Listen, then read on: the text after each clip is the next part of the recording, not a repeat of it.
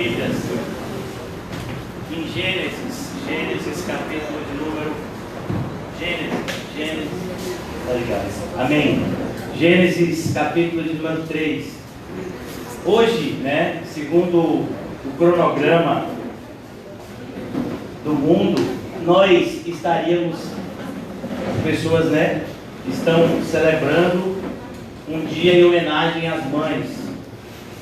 E o Senhor Jesus é que faz a nossa agenda aqui. E hoje nós vamos até falar sobre a influência das mães e dos pais na vida dos seus filhos, porque hoje nós vamos pensar um pouco na doutrina do pecado. E o título da nossa mensagem, nós estamos vivendo nesse momento dessa série, onde nós estamos procurando trazer um catecismo para a nossa igreja, ou seja, uma base que nós possamos fundamentar a nossa fé. E uma das primeiras doutrinas da Bíblia é a doutrina do pecado. E nessa série, conhecendo o nosso Deus, ou qual Deus do seu cristianismo, foi o título que eu dei à nossa série. Hoje nós vamos pensar um pouco no título Contagiados pelo Mal. A gente tem falado muito a respeito desse contágio, desse vírus, mas existe algo muito mais nocivo para o homem, Gênesis capítulo 3. Muito mais nocivo para o homem, que é o contágio do pecado, que se dá no nosso nascimento. E mesmo antes do nosso nascimento, a gente já está contagiado pelo pecado no ventre materno.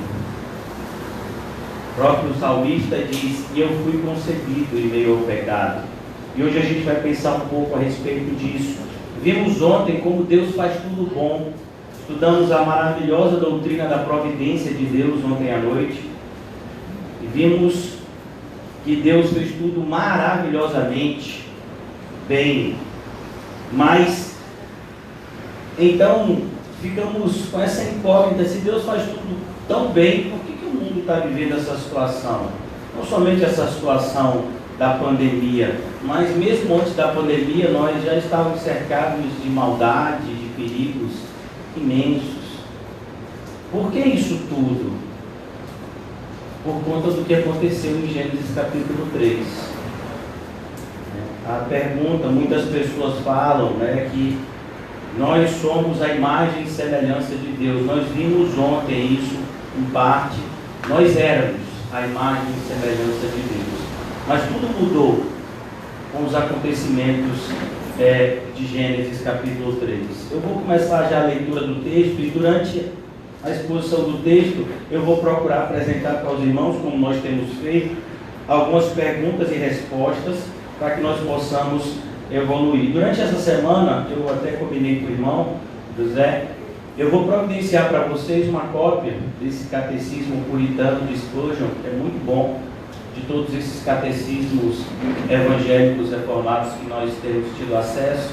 Esse com certeza é o melhor, não somente por conta da veracidade do que está escrito aqui, mas também por conta ele é mais conciso, então você consegue absorver melhor o conhecimento. Ele é também escrito numa linguagem mais fácil. E eu vou providenciar essa semana. A gente tem uma igreja pequena. Tem uma igreja pequena, tem várias coisas de bom, Então, quando bota aí, reunião de 50 pessoas, não pode existir, a gente está tranquilo. E é a mesma coisa, quando a gente vai fazer alguma coisa, pastor, vamos comprar máscara, a gente está providenciando mais máscaras essa semana para as pessoas. A gente não tem tanta gente aqui. Vamos providenciar comida, aí tem problema, Porque tem uns irmãos que comem por 5, outros comem por 6, Mas aqui eu vou providenciar essa semana, irmãos. Me cobrem que eu vou providenciar no decorrer dessa semana uma cópia, e nos nossos encontros durante a semana eu vou procurar distribuir, tá certo? Então vamos nos voltar um pouco para Gênesis 3. A gente já fez vários estudos, até pormenorizados nessa passagem, mas existem determinadas verdades bíblicas que nunca as estudaremos demais. Por exemplo, a doutrina do pecado, a gente nunca vai correr o risco de estudá-la demais. Por mais que a gente passeie e volte, Gênesis 3, nós vamos ser exortados e estimulados por Deus cada vez mais à medida que a gente medita nesse texto.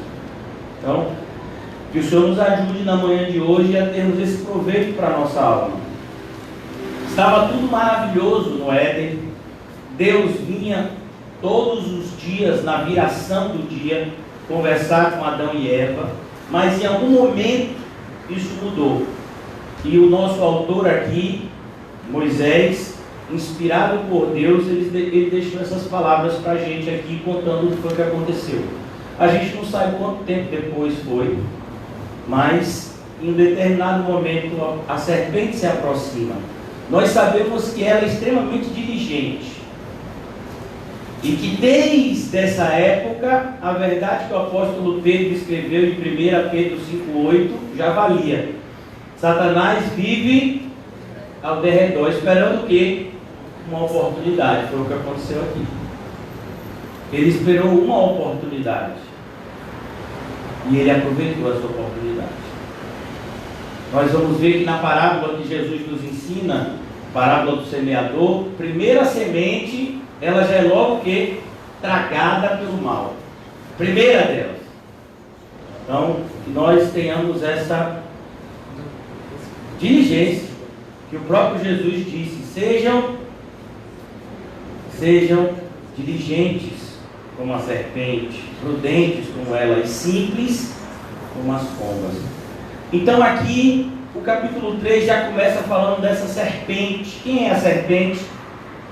O diabo, Satanás, o dragão, Lúcifer, como você queira dar o nome, mas se refere à mesma criatura, um anjo que influenciou outros como ele a se rebelarem contra Deus e por conta disso foram expulsos do céu e desenvolveram em si um ódio mortal a Deus e à criação de Deus, a tudo aquilo que Deus criou. Satanás, ele odeia, porque tudo aquilo que Deus criou, como nós vimos, glorifica a Deus. E a coisa que mais Satanás tem repúdio é a glória de Deus, porque ele queria essa glória. Então, eu tenho sempre ficado com muito medo, né? Não somente por mim, mas por nós todos aqui. Uma das coisas que mais me assustaram foi quando eu li um autor puritano dizendo que a matéria-prima para se fazer um demônio é um anjo. Você fica assustado com isso. Qual é a matéria-prima para se fazer um apóstata? O cristão. Nenhum ateu, nenhuma pessoa de uma falsa religião pode ser apóstata. Por que eu estou usando essas palavras? Porque elas vão ser muito lembradas para nós quando associadas à volta de Cristo. O apóstolo Paulo vai dizer em 2 Tessalonicenses que Cristo não virá sem que haja grande apostasia. Para que haja grande apostasia, vai ter que existir um grande avanço no Evangelho. O movimento evangélico vai crescer muito. E junto com isso a apostasia virá. Então, que nós estejamos sempre alertas. Por isso que eu disse, essa doutrina aqui, ela é uma doutrina elementar. Doutrinas como essa, como a doutrina do arrependimento, da fé em Cristo Jesus, elas devem ser trabalhadas no nosso interior diariamente. Por exemplo, o que está acontecendo aqui em Gênesis 3 é algo que acontece com você e comigo todo dia. Todo dia. Esse modus operandi de Satanás vai acontecer na minha vida e na sua. Não se engane. Ele vai se apresentar de uma forma que ele tenha condição de se aproximar de nós e nos influenciar. Aqui ele se disfarçou de uma serpente, mas ele pode se disfarçar até de um anjo de luz. Ele pode se disfarçar de seu melhor amigo, como foi no caso de Pedro, falando que Jesus não morreria. Ele pode entrar na vida de uma pessoa que é do seu círculo, como foi a entrada dele na vida de Judas Iscariotes, que era apóstolo de Jesus. Então nós temos que estar sempre, irmãos, vigilantes, como diz a palavra do Senhor. Vigiai e orai sem cessar. Então, aqui No capítulo 3 de Gênesis diz: mas a serpente, e olhe o que Moisés vai escrever aqui, a mais sagaz de todas as criaturas que Deus fez. Aqui na minha tradução diz a mais sagaz, o mais sagaz de todos os animais selváticos que o Senhor Deus havia tinha feito. A ideia aqui, irmãos, nós sabemos que os livros da Bíblia, principalmente no livro de Gênesis, nós vamos encontrar muita simbologia, né? E, por exemplo, essa palavra serpente é a mesma palavra que pode ser traduzida como dragão, né? O que é um dragão? É uma serpente que voa, um dragão. Então aqui ele está dizendo, quando ele traz essa adjetivação de que é o mais sagaz, ele está dizendo que o diabo é a pessoa mais esperta do universo depois de Deus. Já imaginou isso, irmão? Um ser que conseguiu enganar a anjos. Às vezes a gente fica assim, o diabo não vai conseguir me enganar, o diabo não vai o quê? Se você sentar 5 segundos com uma pessoa efetivamente endemoniada, ela coloca você para ser discípulo dela. O poder influenciador do mal é algo assustador. Nós vemos isso de maneira muito clara na semana da crucificação de Cristo. Quando Cristo entra em Jerusalém, aquela multidão está gritando o quê? Hosana, bendito aquele que vem em nome do Senhor. Bastou com que os fariseus, com que o sinédrio enchesse a cabeça daquele povo falsas informações a respeito de Cristo, para que eles gritassem: crucificam! Imagine o mesmo povo que bendizia Jesus, agora desejava a sua morte. Então nós temos que tomar muito cuidado para que isso não aconteça com a gente. Vamos ver o que Satanás faz com determinadas pessoas religiosas que começam a perseguir o povo de Deus, achando que estão trabalhando para Deus. Foi o caso de Saulo de Tarso. Ele para o seu trabalho e vai começar a perseguir os cristãos porque ele achava que era isso que agradava a Deus. Então a gente tem que tomar muito cuidado, irmãos.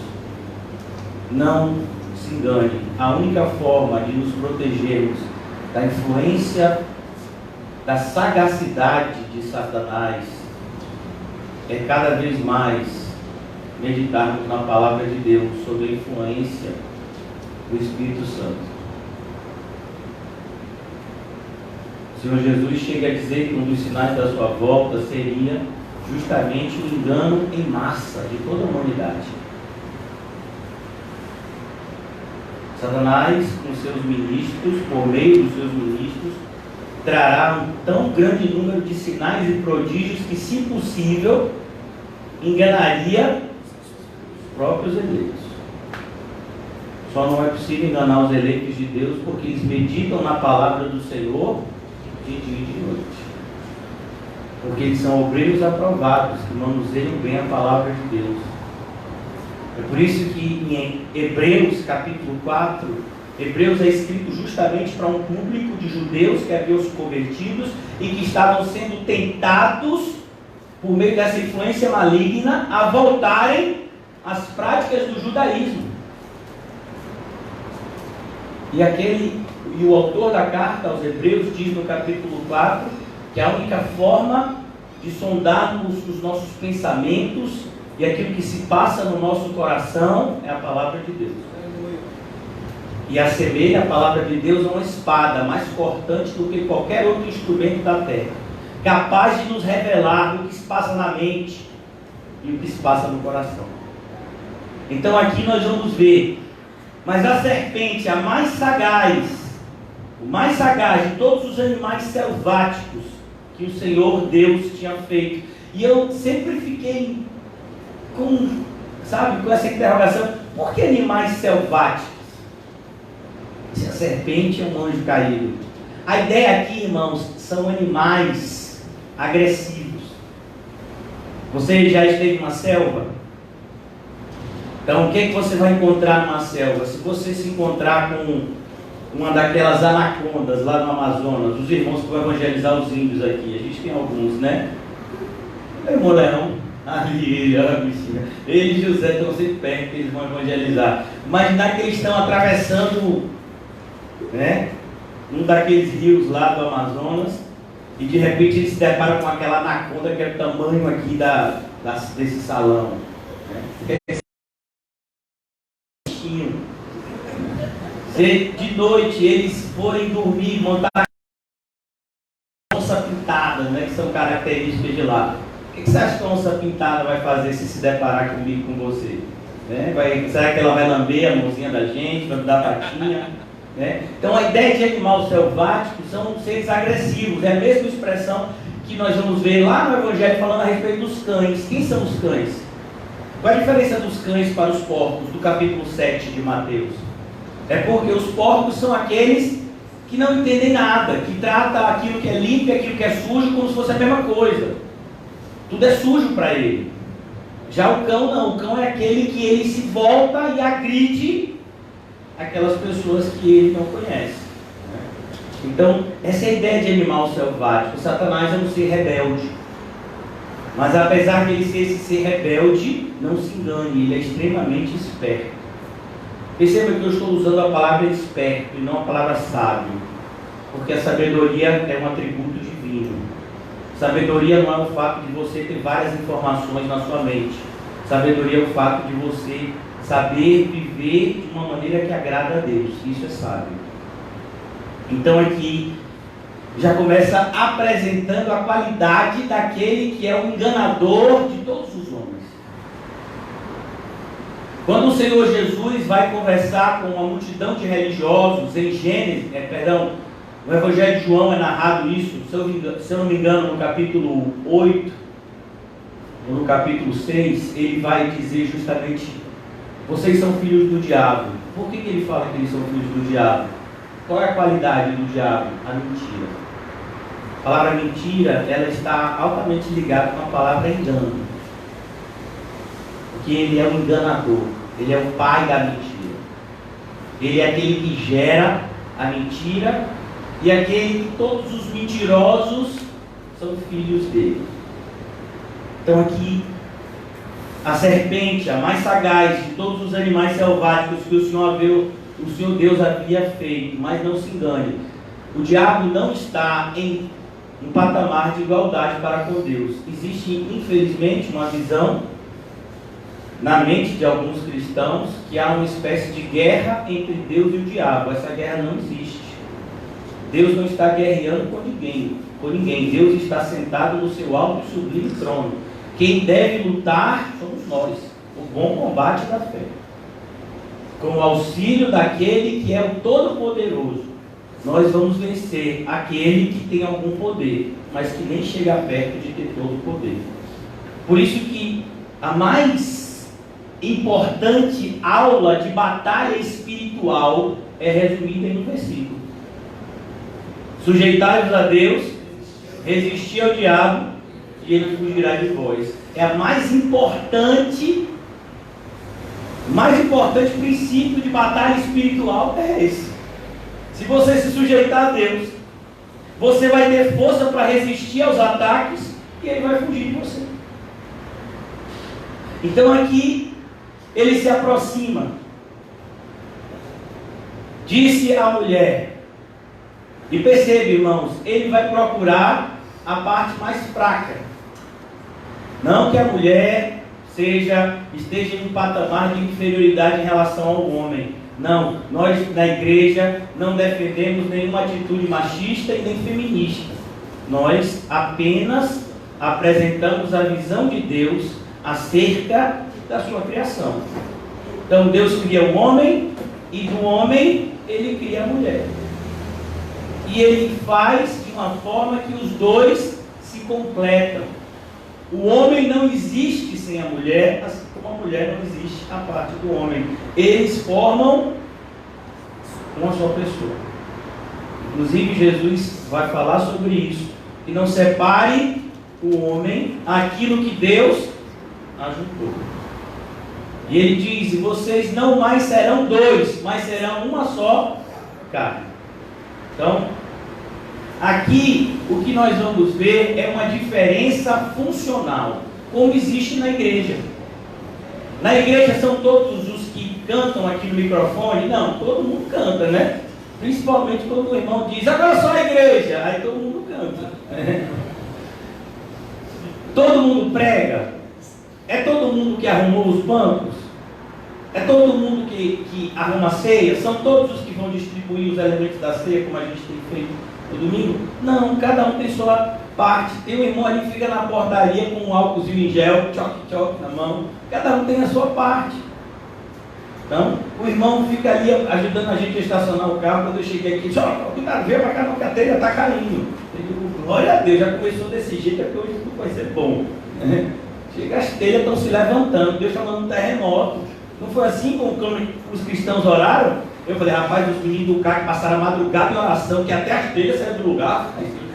Ô menino que ora, mas ainda mais que o irmão José está ficando aqui, ele deve estar contaminando. O Augusto lá de cima deve ter que começar com a mão assim, passinho, e as telhas não aguentaram.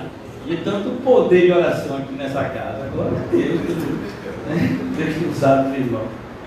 Então, há uma diferença funcional, assim como homem e mulher. Eles têm uma diferença funcional. Deus criou o homem e deu ao homem determinadas tarefas a serem feitas, e Deus criou a mulher e deu determinadas tarefas a serem feitas pela mulher. Se você for num hospital, todos os médicos estão fazendo a mesma coisa? Todos estão fazendo a mesma coisa? Não, todo mundo está trabalhando ali, mas cada um está fazendo, e um é mais importante do que o outro? Não, todos têm a mesma importância. Então a gente tem que tomar cuidado, porque nós vivemos em uma sociedade extremamente hierárquica, onde aqueles que acham que tem uma função, essa função é sempre mais importante, e aí eles gostam de oprimir aqueles que eles acreditam ter funções menores. Não, para Deus todos são iguais. A diferença é aquele que está fazendo o que é certo e aquele que está fazendo o que é errado. Essa é a diferença, independentemente do que está sendo feito para a glória de Deus. Para Deus é a mesma coisa. É como na parábola dos talentos. Ele deu 5, ele deu 2, ele deu 1. O que deu 5 conseguiu, o que deu 2 conseguiu, mas eles ouviram a mesma coisa de Deus. Servo bom e fiel. Mas ele conseguiu só 2, o outro conseguiu 5. Aí Deus não está preocupado com isso. Deus está ocupado com a... Deus está muito mais desejoso de receber de nós fidelidade. Então aqui, disse serpente à mulher, é assim que Deus disse, não comereis de toda árvore do jardim.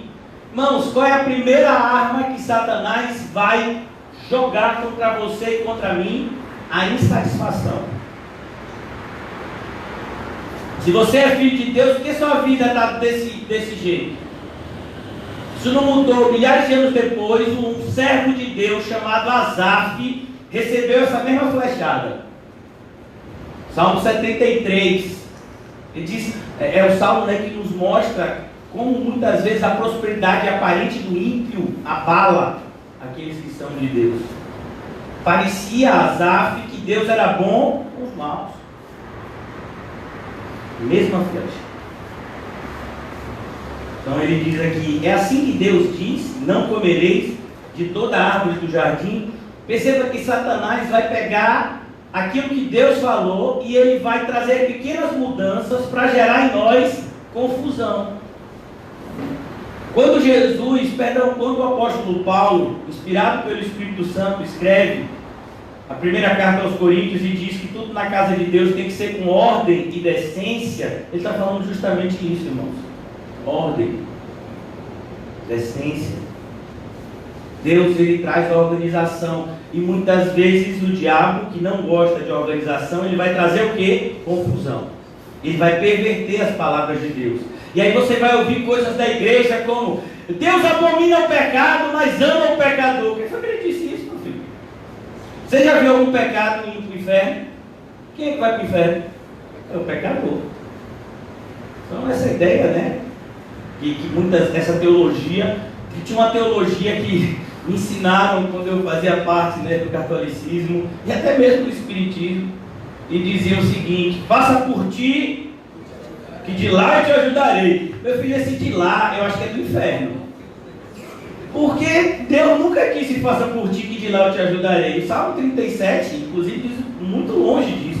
Entrega os teus caminhos ao Senhor e confia nele, e ele fará.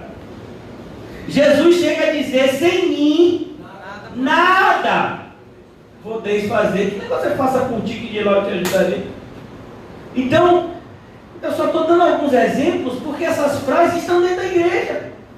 Às vezes um cristão vai dar um conselho para o outro e diz: olha, varão, a Bíblia está escrito, não sei onde. Faça por ti, que de lá eu te ajudarei. Não, meu filho, está escrito não. Então eu poderia aqui passar a manhã toda falando de frases que os evangélicos acreditam que estão na Bíblia e que não está. Então cuidado, porque Satanás age assim. Percebeu porque você tem que conhecer a Bíblia? Para quando alguém disser alguma coisa para você: ah, tá, Deus falou assim, você diz: o meu Deus não falou assim não. O meu Deus falou diferente. Quando o diabo vai tentar Jesus, ele tenta da mesma forma. Ah, Jesus, se tu és filho de Deus, sim, ó, sim.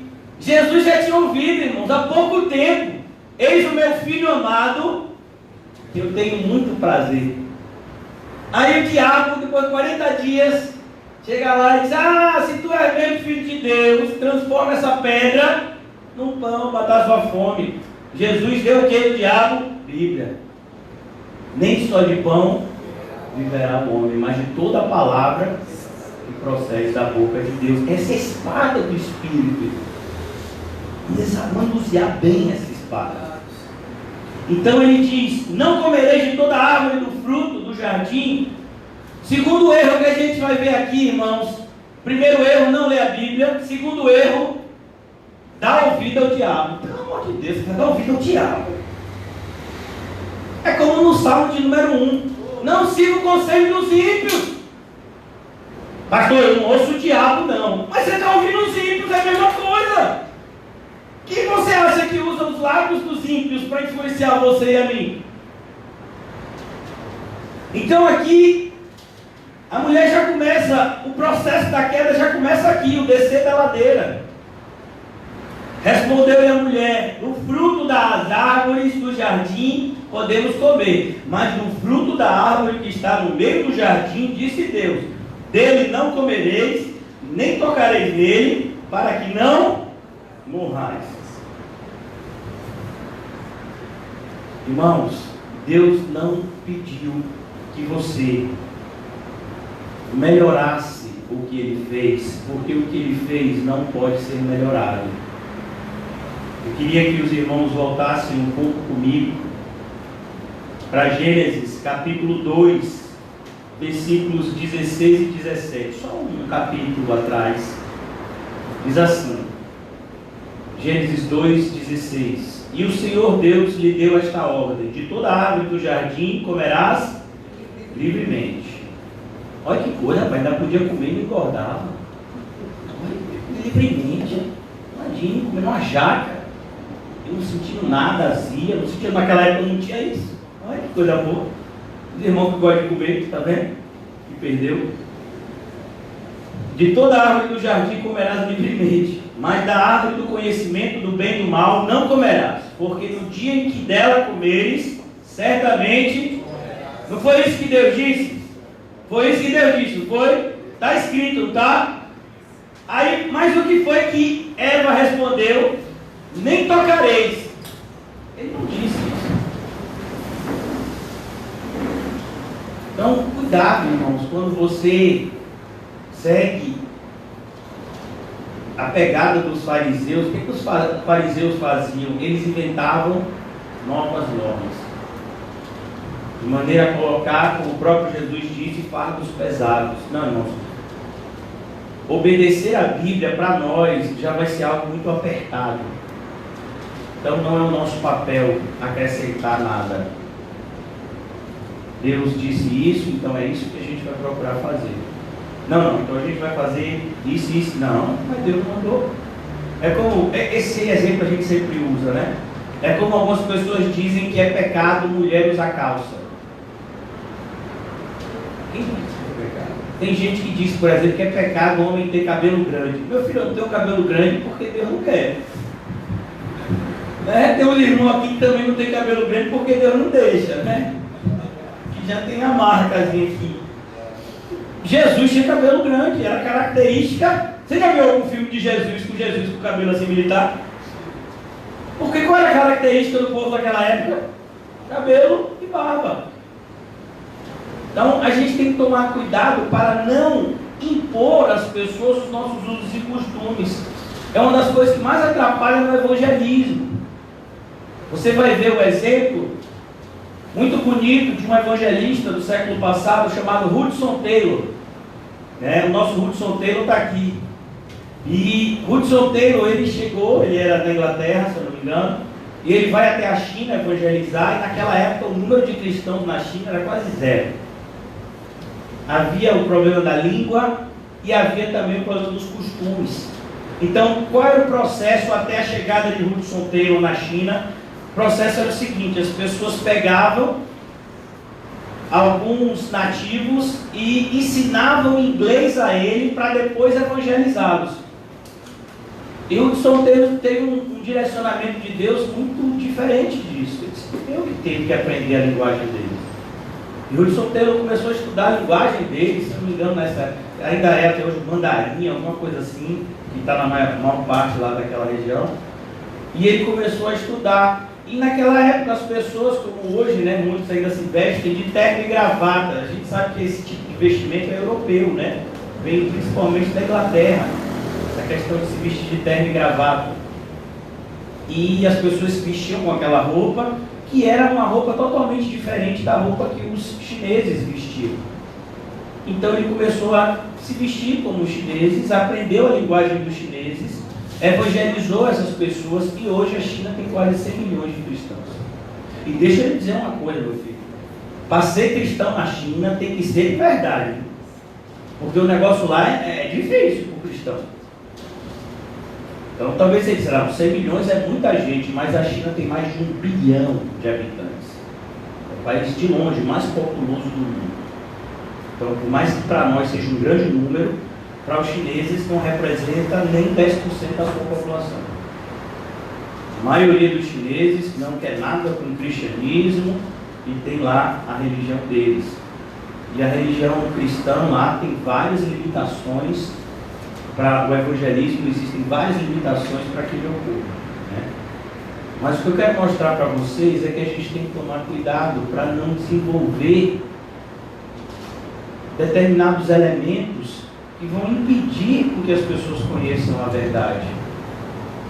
É como, por exemplo, você já viu algum congresso evangélico glorificar Deus? Eu nunca vi. E primeiro, quando você faz um congresso, você limita o acesso das pessoas. Você nunca vai ver na Bíblia uma pregação limitada. Quem quisesse ouvir, ouviria livremente. Então, a gente tem que tomar muito cuidado. A gente vive nesse mundo.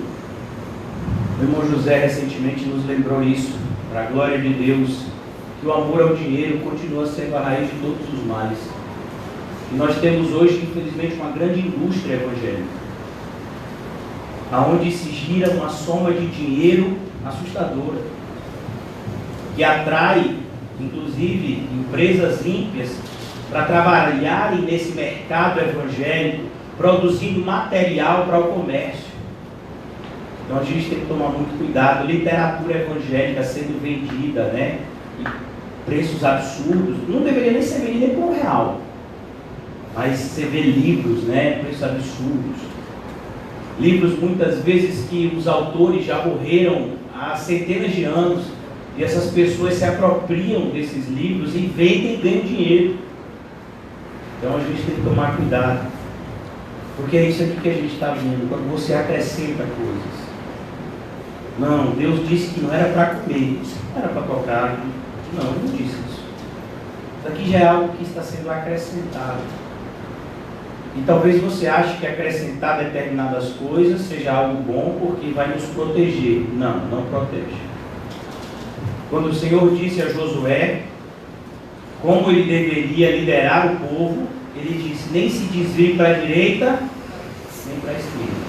Está dizendo, ô Josué, não é para você tirar nada, nem é para você acrescentar nada. Isso ele disse literalmente em Apocalipse. Não acrescente nada, nem tire nada. Se atenha ao que foi dito. Então aqui a gente já começa a ver quando o erro nasce. Então, continua o diálogo. Dele não comereis, nem tocareis nele, para que não morrais. Meias verdades são muito mais perigosas do que mentiras completas. Então a serpente disse à mulher, e o diálogo continua. Um diálogo que nunca deveria ter existido. Então a serpente disse à mulher, é certo que não morrereis. Ó, o que o diabo quer produzir no seu coração, no meu coração? Não vai ter juízo. Eu tenho uma foto até hoje, irmãos. Eu me lembro, eu fui em alguma loja comprar alguma coisa, isso há anos atrás. Esses dias eu estava fuçando um arquivo, né, das fotos antigas de 3, 4 anos atrás. E eu me lembro que eu fui numa loja onde eu acho que a dona, o dono da loja, ele era adepto dessa religião, né? Não sei se é uma religião, não sei o que eles chamam, mas é uma religião. A Seishonorei. Tem até um templo deles ou alguma coisa aqui perto, aqui na Pituba. E na Seishonorei, aí tinha um desses calendários. E lá tinha escrito assim, bem grande, aqui me assustou, eu tirei uma foto, eu tenho até hoje no celular. O homem não tem pecado, porque o homem é filho de Deus. Bem grande assim. Como assim, o homem não tem pecado? O homem já nasce cheio de pecado. Então a ideia de Satanás é produzir em nós esse sentimento de que não vai ter prestação de contas. Não, você pode fazer o errado. Hoje em dia muitas pessoas têm se apropriado da doutrina da graça para disseminar libertinagem. Você pode viver do jeito que você quiser, porque se Jesus morreu por você, você vai para o céu. Olha o dedinho. Se Jesus morreu por você, Ele não vai deixar nem de perto, nem de longe, você viver uma vida que você quer. Ele vai te disciplinar, e se preciso for, duramente, porque Ele é o seu Pai. Então aqui a gente vai ver que é isso que o diabo quer incutir na mente das pessoas. Não vai ter juízo. No meio evangélico tem crescido bastante, né, uma doutrina chamada de universalista, que diz que no fundo Deus vai salvar, no final Deus vai salvar todo mundo. Hoje tem surgido uma série de pastores, esses pastores popstar, né? Tem esse David Leonardi, tem mais uns 2 ou 3 que seguem essa mesma pegada desse David Leonardi, né? São pastores astros, e eles pregam, né, essas pregações emocionais, e o público vai à loucura, e normalmente eles defendem esse tipo de ideia, que Deus é um Deus de amor, que Deus é um Deus que jamais trará qualquer tipo de mal para ninguém, então Ele vai salvar, e Ele vai salvar todo mundo. Não, Ele não vai. Não vai salvar todo mundo. E nem de perto todos serão salvos. A grande maioria vai ser condenada. Essa é a realidade que a Bíblia nos mostra. Muitos são chamados, poucos são os escolhidos. Então aqui a serpente já começa a soltar o seu veneno. Não! Deus disse que você vai morrer. Você vai acreditar em Deus, rapaz? É como, por exemplo, você vai acreditar em Deus. Deus está dizendo que é melhor dar do que receber. Você vai acreditar nisso? Vai! Você vai acreditar que é melhor dar do que receber? Deus está dizendo, não abandone a congregação como é o costume de alguns. Você vai nessa agora. Deus está dizendo que se você não perdoar, você nunca vai ser perdoado. Você vai acreditar nisso? Você acha que uma pessoa que teve o seu filho morto, cruelmente, esquartejado, realmente vai perdoar o assassino? Claro que não. É mesmo. Não, irmãos, aquilo que Deus falou é verdade. Muito do movimento evangélico hoje tem negado abertamente a palavra de Deus. Assustador isso. Você vê, eu não sei, irmãos, eu não sei se é porque eu tenho uma mente faltando um parafuso, sei lá, mas eu fico assustado, sabe? Até hoje, tem determinadas coisas que ficam na minha mente assim, que eu fico assim, às vezes de noite eu paro e fico perplexo. Eu vi uma exposição desse homem chamado Silas Malafaia, e ele dizendo que ele tem seguranças e que esses seguranças são treinados, são ex-policiais ou policiais de fora, sei lá, e que eles atiram para matar. Se alguém tentar fazer alguma coisa contra ele, o segurança tem ordem de atirar para matar. Irmão, como é que uma pessoa dessa pode se dizer pastor? Como é que uma pessoa que é líder de um grupo de jovens dá um conselho a um jovem que vai até ele: ó, pastor, estão fazendo bullying comigo na escola, esses dias me empurraram, o que é que o senhor disse que eu tenho que fazer? Você faz o seguinte: quando tentar te empurrar de novo, você afasta com a mão e dá um soco com a outra. Um pastor de jovens ensinou isso para uma criança. Esse homem é um monstro. Isso já está sendo feito abertamente no nosso meio. Antes as pessoas até diziam isso de maneira mais escondida, né? Nunca falariam isso do púlpito, mas já está ficando uma coisa tão aberta, escrachada. Então a gente vive nesse momento, irmãos, onde as pessoas acham que não vai ter prestação de contas. Irmãos, se uma pessoa te bater na face direita, o que foi que Jesus falou? Mudou. Mas hoje os pastores dizem: olha, se bater na face direita, tira a mão e dá para a outra. Você percebeu? Onde é que está a serpente? No púlpito. A serpente sempre procurou o lugar onde ela possa causar maior dano. O próprio Jesus vai dizer: ferirei o pastor e as ovelhas se dispersarão. Por isso tome muito cuidado, irmãos. Por mais que a verdade de Deus nos incomode em determinados momentos, é a gente que tem que mudar e não ela. Então, uma das coisas que mais incomoda num casamento cristão é a Bíblia. A sua mulher fez um monte de coisa que você não gosta e que, se você fosse ímpio, você se separaria, e aí você vai para a Bíblia e diz que Deus abomina o divórcio. Você diz: ah, varão, aí não, aí tem que ter alguma coisa aqui. Você vai igual um advogado procurando uma brecha. Não, varão, mas aqui nós não pode, a gente não se bate mais. Sabe que você é carro de bate-bate, casamento agora? Vocês têm que se bater? Outras coisas que as pessoas dizem, né? É porque a gente não combina mais. Vocês são roupa? Tem que ser combinando. Meu filho casou. Casou, né? Agora fique tranquilo que o casamento não é para sempre, é até que a morte os separe, né? No céu vai ser tudo tranquilo. Agora vamos imaginar uma esposa ou um marido que não ama o seu cônjuge. O seu cônjuge é muito ruim, mas se você é crente, você é pior que o seu cônjuge não cristão. Por quê? Porque você sabe o que deve fazer e não faz. O seu cônjuge não sabe. Ele não é crente. Quem é mais cobrado? Quem sabe ou quem não sabe? Quem sabe. Aí você vai com uma verdade dessa e se incomoda.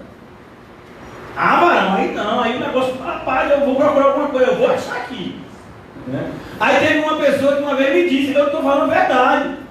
Ó, pastor, estava orando, porque eu não tenho mais cuidado no meu casamento. Eu estava orando e Deus me levou. Deus me levou a uma passagem que diz que a glória da segunda casa será muito maior do que a da primeira. Eu já entrei no processo de divórcio. E Deus já me mostrou quem vai ser meu próximo marido. Eu digo: como é a história, rapaz? Primeiro que não é a glória da segunda casa, é a glória da última casa. E Deus não está falando de casamento, não. Mas é isso, irmãos. Quando o homem quer pecar, ele acredita em qualquer mentira. É por isso que Satanás não tem muito trabalho para nos enganar, porque a gente quer ser enganado. Eu não sei se vocês têm ouvido, né, essa questão, é uma palavra que ficou muito famosa ultimamente, né, é uma expressão, na verdade, em inglês, fake news, né, que significa falsas notícias. Então nós somos a geração do fake news. Você sabia que uma das coisas que mais tem atrapalhado no coronavírus é o fake news? Pelo menos os médicos, né, as autoridades da área de saúde dizem. Eu particularmente já recebi um monte de mensagem e não valia nada de negócio de coronavírus. Tome chá! O vírus não resiste ao calor. Aí você toma chá quente de manhã de limão, não sei o que, não sei o que. Outro dia disseram, olha, lá em Israel ninguém está ficando doente. Mentira, tem um monte de gente doente lá. É porque eles tomam isso e isso. A cura já foi descoberta. Meu filho, olha, já descobriram mais de 50 curas para o coronavírus. Está tudo na internet. É tudo notícia falsa. Ninguém tem responsabilidade com o que fala. E aí você recebe uma notícia que você não sabe se é verdadeira ou não, e você passa adiante e você é maluco. Falta de responsabilidade é essa. Mas esse é o mundo que a gente vive. Olha de onde veio aqui. Não, fique tranquilo, você não vai morrer não. Aí outro dia eu vi uma entrevista de uma pessoa dizendo justamente por que essas notícias se propagam assim, se tem notícias assim que abertamente assim são ridículas. Tome banho gelado que o coronavírus não resiste. Por que as pessoas acreditam nessas coisas? Porque o ser humano quer ser enganado. Ele tem uma inclinação a isso. Eva não tinha não. Adão e Eva não tinham. Mas nós já nascemos assim. Por isso que Satanás nem tem tanto trabalho para nos enganar. A pessoa chega e diz, irmão, você pode vir para Jesus e Jesus vai te dar uma vida maravilhosa, esse negócio de cruz. Uma vez, uma pessoa que veio aqui a alguns encontros disse assim, eu nunca mais vou naquela igreja, eu vi aquela pregação daquele pastor, ele só fala de cruz credo. Mas a Bíblia não diz que a gente tem que pregar Cristo e este crucificado? Isso daqui, meu filho, não é para te dar medo não, isso daqui é para te dar segurança. Sabe o que significa isso aqui? Amor. Ele morreu pelos nossos pecados. Isso daqui devia deixar você, quando sobe aquela escada, uma alegria enorme. E ao mesmo tempo, nos encher de motivação para carregar também a nossa cruz, que é infinitamente mais leve do que a dele. Então a gente precisa, irmãos, tomar muito cuidado.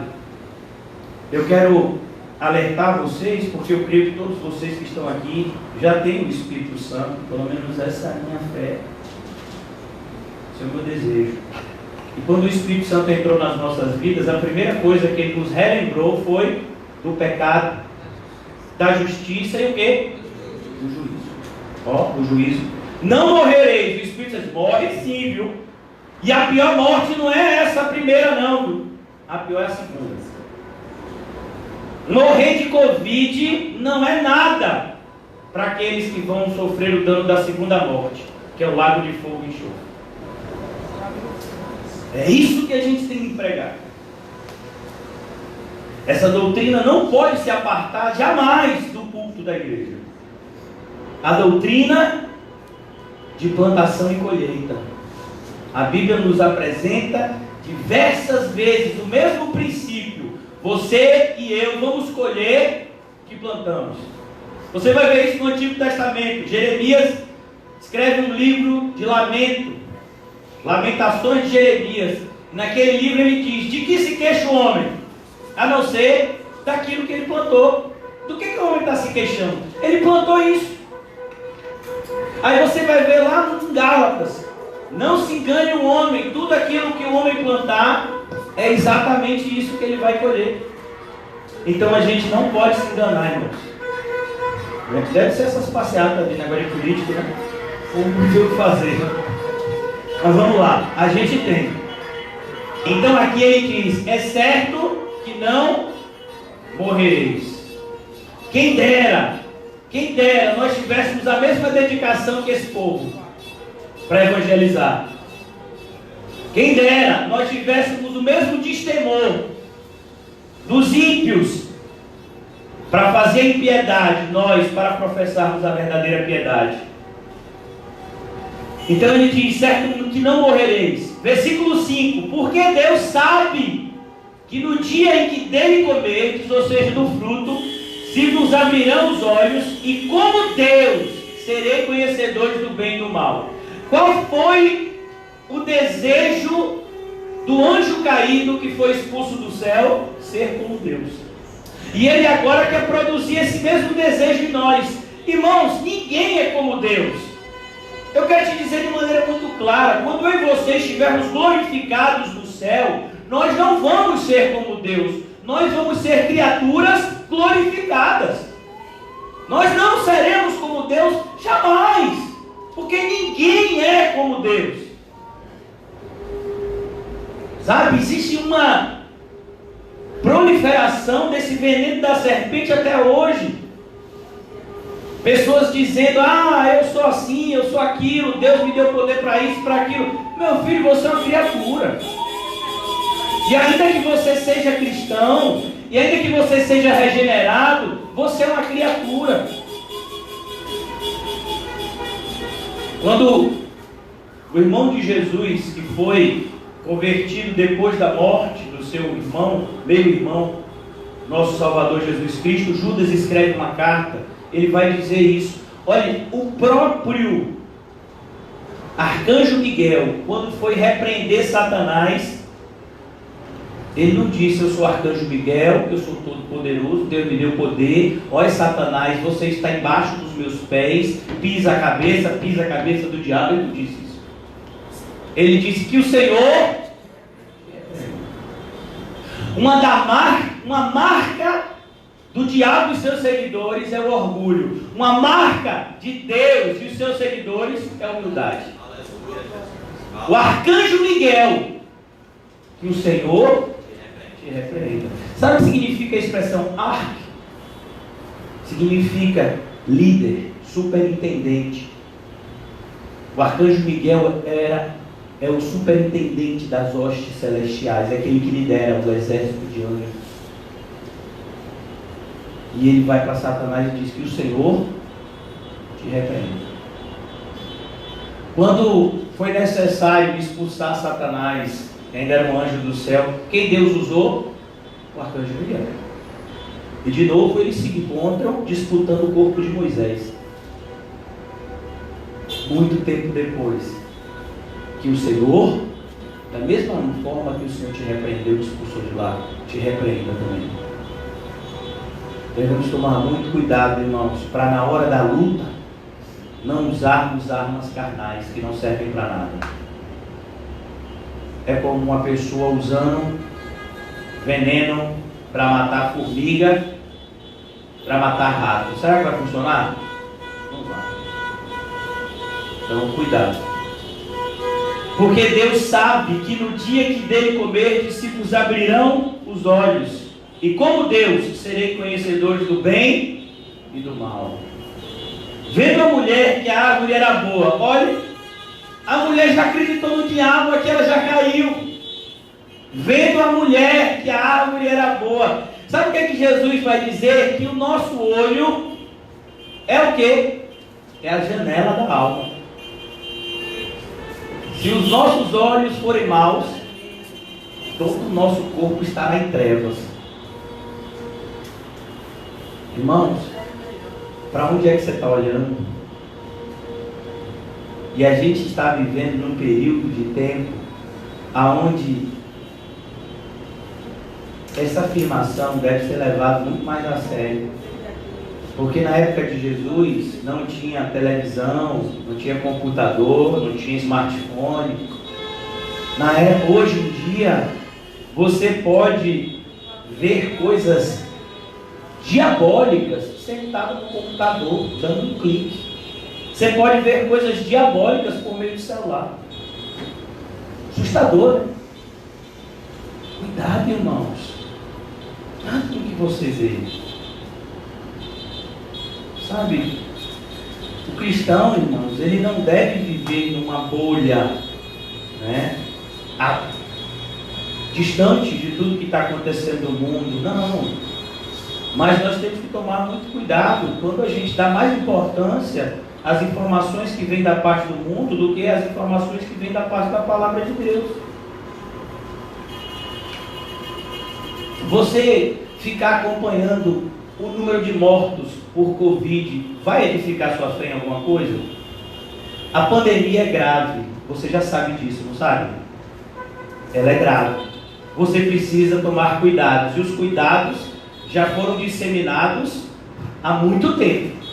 Até uma criança sabe, tem que limpar as mãos, bem limpa, tem que evitar contato com as superfícies, tem que usar máscara. Você não sabe disso já? O que vai adiantar você ficar acompanhando, sabe, tanta informação? E aí você vê, eu falo isso, né, porque eu já não aguento mais. Esse remédio é bom, depois já digo, esse remédio não é bom. Não, esse tratamento funciona, não, esse tratamento não funciona. Meu filho, vou dizer um tratamento que funciona. A Bíblia. Seja uma pessoa cuidadosa, seja uma pessoa prudente, mas acima de tudo, viva por fé e não por vista. Aqui a gente vai ver que a queda começa quando nós desviamos o nosso olhar de Cristo e colocamos na criação em vez do Criador. O que foi que fez com que Davi, um rei segundo o coração de Deus, se tornasse um assassino? Antes de ser assassino, ele se tornou o quê? Um adúltero. Os reis estavam na guerra e Davi ficou no seu palácio, foi para a varanda e bateu o olho, viu uma mulher que agradou os seus olhos, e ali já começou o pecado.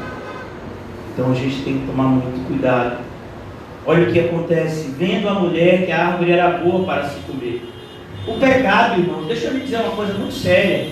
Muita gente diz, o pecado é ruim. Não, o pecado é bom.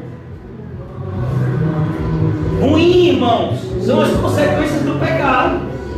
Se o pecado não fosse bom, ele não levava todo mundo com ele. Sabe? Você ouvia heresia, irmãos, heresia é maravilha. Já pensou se fosse verdade que todo filho de Deus tem que ser rico? Em você chegar hoje na casa que você sempre sonhou em ter, chegar lá e comprar à vista, e Deus vai te honrar na terra, varão. Você abrir a sua geladeira e ter lá todos os alimentos que você ama comer. Não seria bom isso? Você tem um casamento dos sonhos, onde a sua mulher, ela te acorda com uma bandeja de café da manhã, e você bota a sua mulher para dormir numa cama de pétalas de rosas, os dois assim se agradando. Seria algo maravilhoso. Um casamento dos sonhos, felizes para sempre. Seria algo maravilhoso. Não, seria maravilhoso, mas é mentira. A pessoa diz, varão, vou dizer uma coisa para você. Você vai dar hoje aqui seu dízimo, varão. E eu lhe garanto que nessa semana ainda, Deus vai te restituir 10 vezes mais tudo que você der aqui hoje. Aí o camarada faz as contas, varão, eu ia dar 50 hoje, mas nessa pegada acho que eu vou dar 100. Porque se eu der 50, eu vou ganhar 500. E se eu der 100, eu vou ganhar 1000, rapaz. Eu acho que eu vou tirar a nota de 100, que está escondida no meu sapato. Vai ali no banheiro, tira a nota que estava aqui na meia. Diz, olha Deus, eu estou sendo fiel, quero ver o meu 1000, viu? Irmãos, já pensou se fosse verdade essas mentiras? Se a gente pegasse uma gota do Rio Jordão e a gente orasse em cima dela, né, parecendo aqueles bruxos, e de repente você levasse um receptáculo com aquela água que foi ungida, que veio lá do Rio Jordão, e botasse essa gota de água num copo de alguém que estava doente, a pessoa tomasse esse copo e ficasse curado. Não seria maravilhoso isso? Rapaz, dá até vontade de acreditar. Mano, você tem certeza que isso não é verdade? Tinha uma igreja aqui em Salvador que tinha um negócio, uma bala, que era ungida essa bala. Eu acho que eles pegaram bala, não fala de atirar não, aquela bala de chupar, né? Confeito, né? Eu acho que é porque era barato para distribuir. E eles disseram que se você levasse aquela bala que havia sido ungida para alguém que era viciado, a pessoa ia deixar de ser viciado. Não ia ser bom se fosse verdade? Ia ser maravilhoso. Você chegava aí nessas marquises, tantas pessoas, né? Passando por momentos de dificuldade, ainda mais nesse frio, nessa chuva. Para os moradores de rua, eu creio que é muito pior essa época. Dá uma bala e ele chupar aquela bala, acabou, chupou aquela bala, não tem mais vontade de consumir droga. Seria bom isso? Mas não é verdade. Seria bom, irmão, se a gente comesse 5 quilos de chocolate e não engordasse nem 1 grama. 2 quilos de feijoada, subir na balança, meu filho, está mais magro. Rapaz, é verdade, varão? É. Seria bom se você entrasse na igreja com uma dor de dente, aquele siso, gemendo, aquela dor, meu filho, que chega, você não sabe o que está acontecendo, que você perde até a sensibilidade numa parte do rosto. E aí o camarada chega aqui, meu filho, olha, o seu siso ainda fica, além de curado, ainda fica com uma obturação de ouro. É. Seria bom, irmão. Por que você acha que tanta gente abraça isso? Porque é agradável. 1 João capítulo 4 diz que os falsos mestres falam aquilo que o mundo quer ouvir. Você já imaginou uma pessoa, vamos imaginar um camarada, que ele tem a sua esposa, ele tem a sua amante, e ele ainda tem a sua namorada. E aí vem alguém e diz assim, não, fique tranquilo. Deus sabe que no seu coração você ama Ele, pode continuar adulterando. O camarada adultera até com a amante, até a amante é traída. Mas a pessoa diz, não, mas Deus sabe que no seu coração você ama Ele. É verdade, é possível isso. Então é isso que a gente vê aqui. É por isso que é agradável essa teologia de hoje, essa teologia moderna. Eu posso adorar a Deus atrás da tela do computador? Pode mesmo. Eu posso glorificar a Deus virtualmente? Será que pode? Então, parece que é agradável aos olhos. Sempre foi. Vendo uma mulher que a árvore era boa para se comer. Ó, era boa para se comer. O pecado é assim, irmãos. Ele parece agradável, mas ele causa a morte. Era agradável aos olhos. E finalmente, a árvore era desejável para dar o entendimento. Sabe como foi que o apóstolo João juntou isso? Ele disse, tudo que você vai encontrar no mundo são essas 3 coisas aqui. Concupiscência da carne, ó, boa para se comer. Concupiscência dos olhos, agradável aos olhos. E soberba da vida, desejável para dar entendimento. Me diga que entendimento pode existir em quem desobedece a Deus. É por isso que em Isaías está escrito, o boi conhece, o jumento conhece, mas o meu povo não entende. O meu povo não me conhece. Porque não pode haver entendimento quando há soberba na vida de alguém. E a grande soberba é você achar que os seus planos são melhores do que os de Deus, que os seus projetos são melhores do que de Deus. Olha que loucura, você achar que Deus, que você, que eu, nós podemos cuidar melhor da nossa vida do que Deus. Já imaginou isso? Deus diz, não faça isso. Aí você diz, não, acho que só é um exagero. O pastor sempre fica dizendo essa conversinha, que as más companhias corrompem os bons costumes. Pois eu sei andar com todo tipo de gente. E nunca me corrompi. Você sabe por que você nunca se corrompeu? Porque você já está corrompido. É por isso que você pode andar com todo tipo de gente. Irmãos, existe um paralelismo, né, em determinadas afirmações da Bíblia. A verdade de Deus na vida daqueles que não são de Deus é como um comichão dos ouvidos.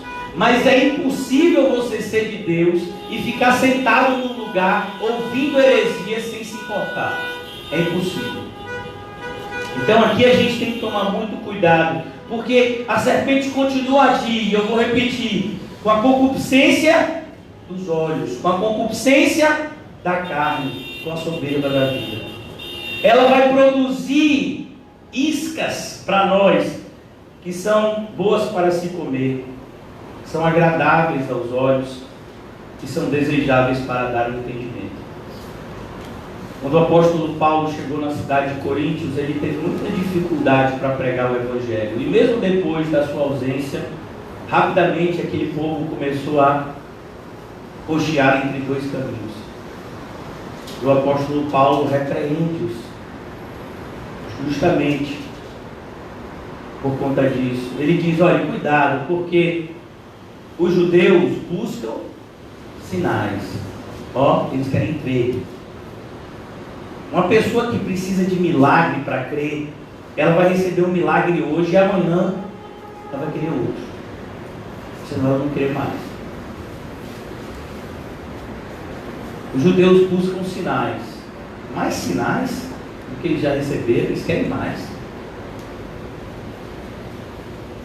Na época de Jesus, ele mostra, dá-nos um sinal, mestre. Jesus diz, mas nenhum sinal será dado para essa geração adulta, a não ser o sinal do profeta Jonas. E Jesus se referia à sua morte e à sua ressurreição.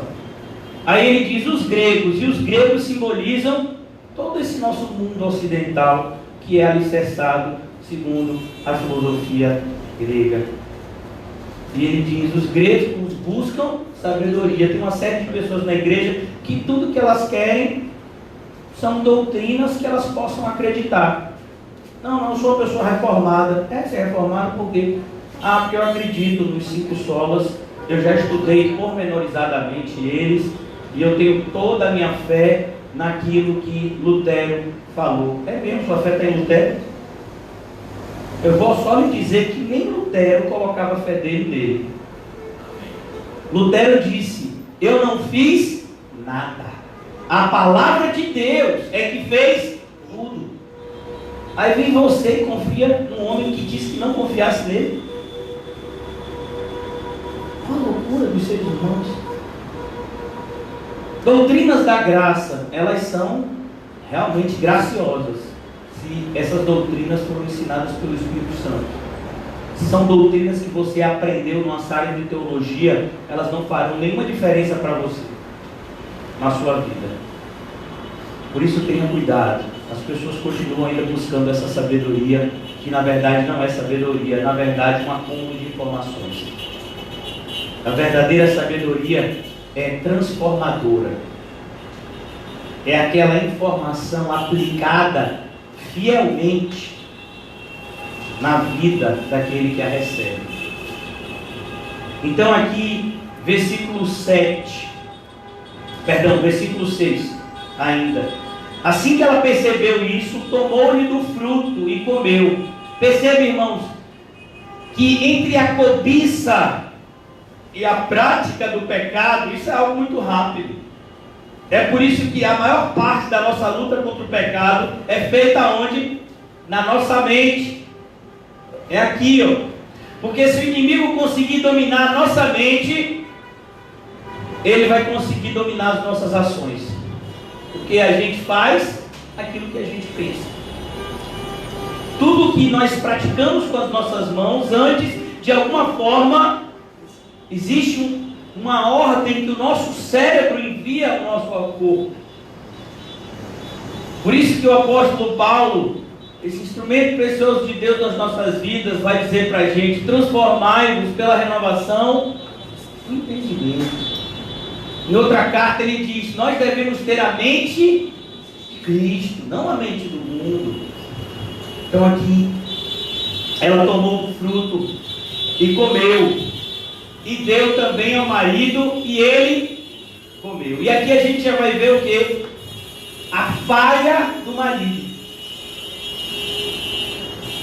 Irmãos, se alguém faz uma coisa errada e chama você para fazer algo errado, você vai fazer. Mas eu amo essa pessoa, e é justamente porque você ama essa pessoa que você não pode apoiar o erro dela. Qual deveria ser a postura de Adão? Repreender severamente a Eva e interceder por Eva diante de Deus.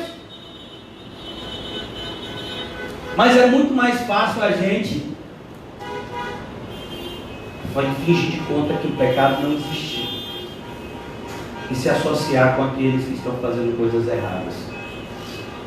Eu quero dizer mais uma vez, irmãos, de maneira muito contundente: não pode haver unidade fora da verdade. Aquele que não se levanta contra o erro, consente com ele. Então a gente tem que tomar muito cuidado para que você não se veja comendo um fruto proibido para agradar pessoas. Nos é ensinado na Bíblia diversas vezes que o nosso papel não é agradar os homens, é agradar a Deus. Agradar a Deus. A Ele. Então, aqui ele come. E a gente vai ver uma série de coisas aqui. Por que Adão comeu do fruto?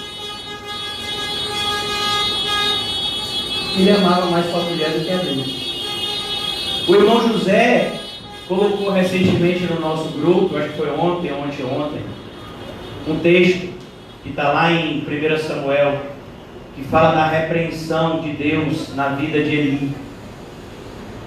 Eli era sumo sacerdote de Israel e ele tinha 2 filhos, Ofni e Finéias.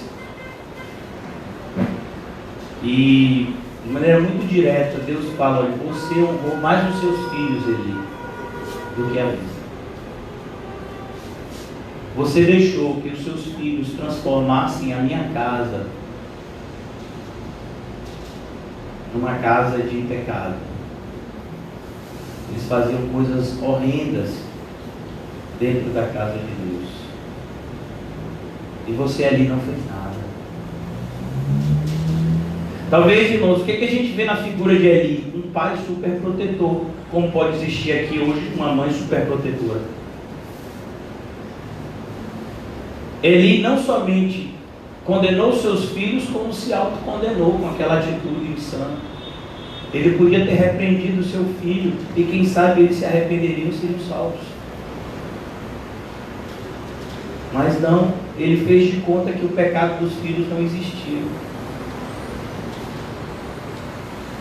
E quando ele fez isso, ele acabou caindo no mesmo pecado dos filhos. Só que no caso dele a cobrança era muito maior. Então a gente tem que tomar cuidado, não podemos nos associar com o erro em hipótese nenhuma. E se o erro é praticado por uma pessoa que a gente ama, que a gente tem algum vínculo emocional forte, a nossa repreensão tem que ser mais dura ainda. Quanto mais você amar uma pessoa, mais fortemente você tem que repreendê-la quando ela está errada. Pastor, onde é que está isso? Na Bíblia. Você já leu no Hebreus 12? Como é que Deus Pai trata os seus filhos? Que Ele ama, Ele açoita. Não é que Ele bota de castigo para pensar. Na minha época, quando eu fazia coisa errada, minha irmã era a figura mais exemplar do colégio e eu era a ovelha negra do colégio. Eu ficava de castigo quase todo dia. E o castigo, eu estudei em colégio de freira, era assim, ó. Eu ficava assim, com a cara na parede, umas 2 horas. Rapaz, eu já decorava as paredes, já sabia até os micróbios que tinha lá, então que eu ficava olhando para ela, né? Então, não, meu filho, você não bota no banquinho do pensamento. Deus açoita mesmo. É para você ver o que o pecado pode causar. E você nunca mais querer nada com o pecado. Então aqui a gente vai ver a atitude que os maridos devem ter com as suas esposas. Quer ver um marido crente? Jó. A esposa de Jó tentou fazer a mesma coisa com ele, não tentou? Amaldiçoa esse teu Deus e morre. Ó Jó, eu já perdi a fé, é bom que você perca a sua também. Os nossos filhos morreram, você perdeu tudo, você agora está com essa doença. Amaldiçoa esse teu Deus. E Jó comeu do fruto. Você está falando sem pensar. Quando ele fala que a mulher dele está falando com uma louca, ele não está ofendendo ela. Assim como quando João Batista diz raça de víboras, ele não está procurando ofender ninguém. Ele está apenas querendo trazer uma verdade que para aquelas pessoas está oculta. Porque vocês são raça de víboras? Porque vocês ainda estão andando no caminho do diabo. Arrependam-se e vão para o caminho de Deus. Por que ele disse que a mulher dele estava agindo como uma louca? A palavra louca, principalmente no contexto hebraico, significa uma pessoa que não está raciocinando direito. Ele diz, olha, você não está pensando direito, mulher. Deus deu, Deus tirou. Bendito seja o nome do Senhor. Ele ainda ensina a Bíblia. Esse é o papel da gente. Mas a gente vai ver muitos maridos, e eu vou falar isso, né? Muitos pastores que são influenciados por suas mulheres e permitem que elas façam coisas horríveis no meio da igreja e não falam nada, com receio de sofrer algum tipo de retaliação no lar. Então, se eu falar, se eu repreender minha mulher, chegar em casa, ela não vai fazer mais minha comida, ela vai me tratar mal, eu não vou falar isso para ela. Se quiser, eu vou orar para Deus que ele fale. Olha, essa mulher é brava. Eu não vou repreender não. Tem que repreender, filho. Em amor. Depois de orar, você tem que falar. Agora, para você repreender, você tem que ser um homem espiritual. Um homem carnal não pode repreender ninguém. Então aqui a gente vai ver a falha. O grande pecado. Spurgeon tem uma pregação primorosa. Vou ver até se eu compartilho com os irmãos pelo WhatsApp hoje, mais tarde. O grande pecado de não fazer nada. É um grande pecado, irmãos, que muitos crentes estão cometido, que é o pecado da omissão. Aquele que sabe fazer o bem, ou seja, aquele que sabe o que deveria fazer e não faz, nisto comete pecado. É como, por exemplo, vamos imaginar um salva-vidas, ele está ali no lugar dele, eu acho que ali tem um posto de salva-mar, e ele vê uma pessoa pedindo socorro no mar, e ele diz que nada, está um frio danado, quem vai sair para salvar aqui vai ser outro. E aquela pessoa morre. Rapaz, você estava aqui, era só você dar uma corrida ali e salvava aquela pessoa, não estava longe da margem. Não, rapaz, estava um frio danado, era capaz de pegar uma gripe. Então, para você não pegar uma gripe, você deixou uma pessoa morrer. Infelizmente é assim. É isso que acontece com essas pessoas que se escondem em momentos de tribulação.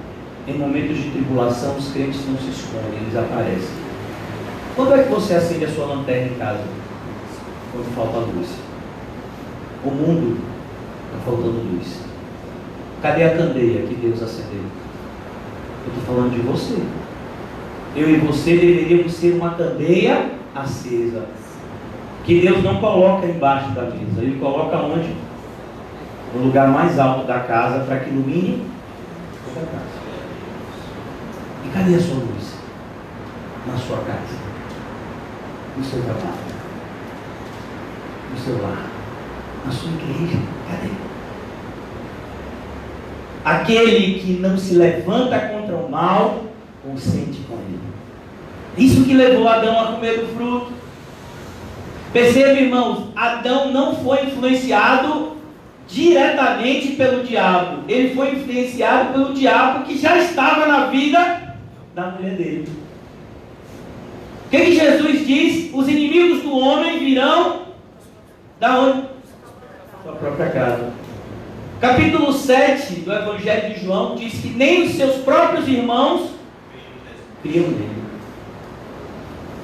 Jesus diz algo duro para os seus irmãos, que inclui 2 crentes, Judas e Tiago, mas que nessa época não eram crentes. Para vocês, qualquer tempo é tempo, porque o mundo não odeia vocês, mas o mundo odeia a mim, porque eu falo a verdade. Cuidado, irmãos, não abra mão da verdade para agradar pessoas, porque você não vai estar fazendo bem a elas, você só vai estar fazendo mal a elas, é isso mesmo. Essa atitude impensada de Adão, irmãos, eu fico assustado, porque isso aqui está em metade de um versículo bíblico. E o que aconteceu em metade de um versículo bíblico condenou a raça humana inteira. Já pensou nisso? Olha que coisa pequena. Versículo 6: tomou-lhe do fruto e comeu, e deu também ao marido e comeu. Só isso, mudou tudo. Mudou tudo. Essa simples atitude mudou tudo. Por que eu estou falando isso de maneira tão, forte, vigorosa? Porque as nossas menores escolhas, quando feitas de maneira errada, trarão grandes consequências. Davi escolheu ir para a varanda na hora errada. Ele escolheu ir para a varanda na hora errada. Olha que coisa. Uma escolha. As consequências. Ele foi para a varanda. Na varanda ele viu. Vai certo. Pequenas escolhas. Grandes consequências. A Bíblia diz em Provérbios que aos nossos olhos existem caminhos que são maravilhosos, mas são caminhos de morte.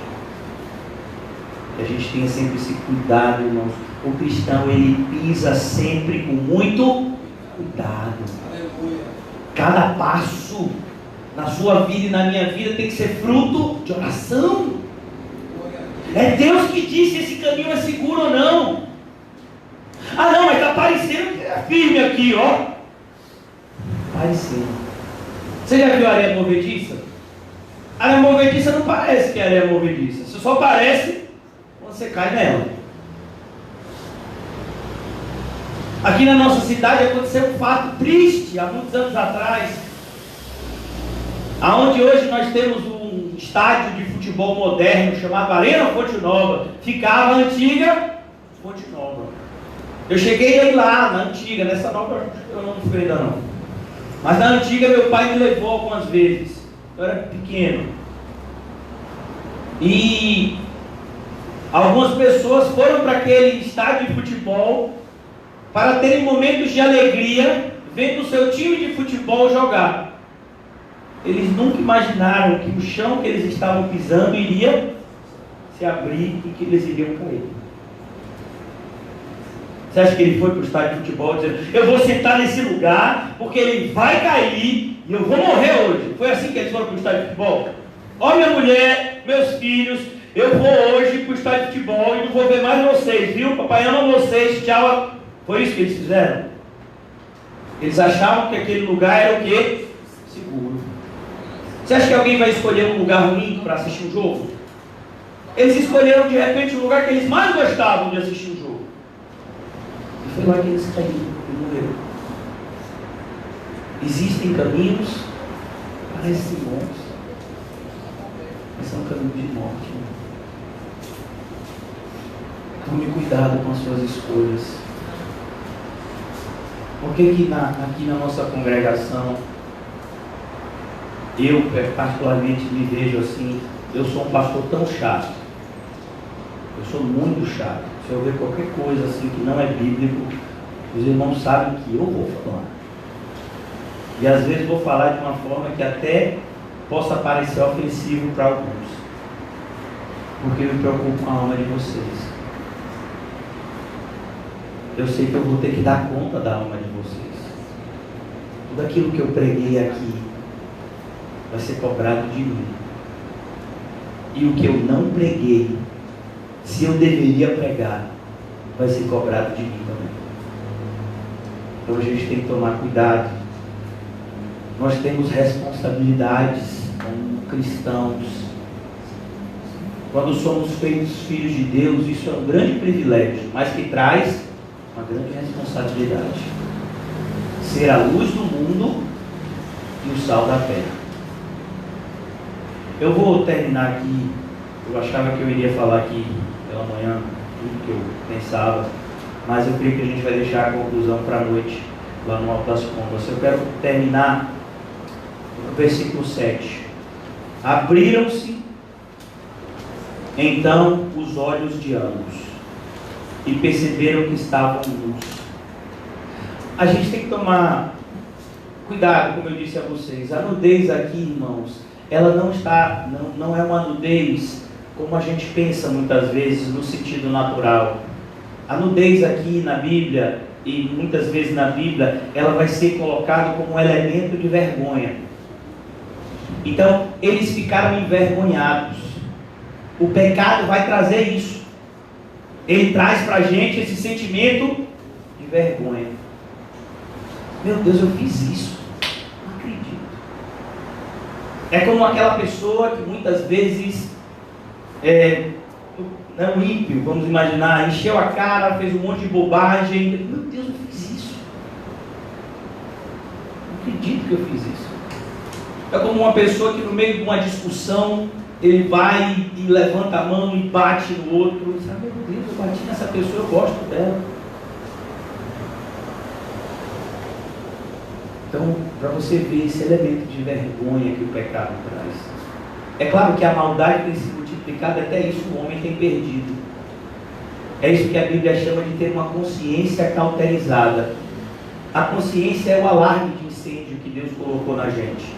A gente faz algo errado e a consciência diz, rapaz, eu fiz algo errado. Mas à medida que a maldade progride, a nossa consciência vai perdendo a capacidade de nos alertar do erro, até um ponto em que o erro passa a ser certo e o certo passa a ser errado. Por isso que a gente vai ler passagem na Bíblia que diz, são esses que têm as suas consciências cauterizadas. A consciência está morta. O alarme de incêndio quebrou de maneira definitiva, então vai tocar fogo e ele não vai sentir nada. Aqui eles perceberam que estavam nus, ou seja, é o elemento que o pecado traz consigo de vergonha. Cozeram folhas de figueira e fizeram para si cintas. E qual é o segundo elemento que a vergonha vai trazer?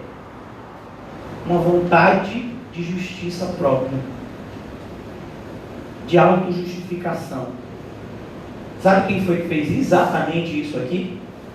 Judas. Judas não precisava devolver aquelas 30 moedas de prata, mas ele quis. Porque ele achava que aquilo iria aliviar a sua consciência do erro que ele cometeu. Como é que ele chega lá no Sinédrio? Eu pequei entregando a vocês sangue inocente. Essa foi a expressão que ele usou. Não quero mais esse dinheiro. Mas era isso que ele devia fazer? Não, o que ele devia fazer era confessar a Deus e abandonar. E aguardar que Deus sarasse o seu pecado. Mas o que a gente percebe hoje no ser humano é essa influência religiosa que tenta produzir em nós, ou melhor, alimentar em nós esse sentimento de autojustificação. Existe, uma filosofia que vem do espiritismo, que se você faz algo de ruim, você tem que fazer algo de bom para balancear. Então, olha, eu vou fazer algo, eu fiz algo de muito errado, mas assim, eu vou doar 100 cestas básicas para tentar remediar isso que eu fiz. Você pode até remediar do ponto de vista humano, mas do ponto de vista de Deus, não. Nem que você desse 1 milhão de cestas básicas. A única coisa que pode apagar o pecado é o arrependimento e a fé em Cristo Jesus. E esses dois sempre estão juntos e são inseparáveis. Não adianta você cozinhar a folha de figueiras. Não funcionou para Adão e Eva, não vai funcionar para mim e para você. Então, não é muito o que você faz aqui na igreja, mas a motivação pelo que você faz. Existem pessoas talvez que poderiam e podem pregar muito melhor do que eu. Eu particularmente não gosto muito da forma como eu prego. Eu acho que eu deveria ser uma pessoa mais concisa, mais organizada, e não gosto muito não. Mas Deus escolheu que eu fosse um mensageiro.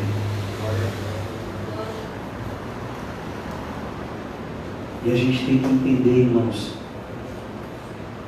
que não vai adiantar. Não vai adiantar pessoas, por exemplo, que pregam para se sentirem bem. Eu já tive contato com vários tipos de pregadores, pessoas que, se não fossem aplaudidas, elas achavam que saíam extremamente entristecidas da pregação.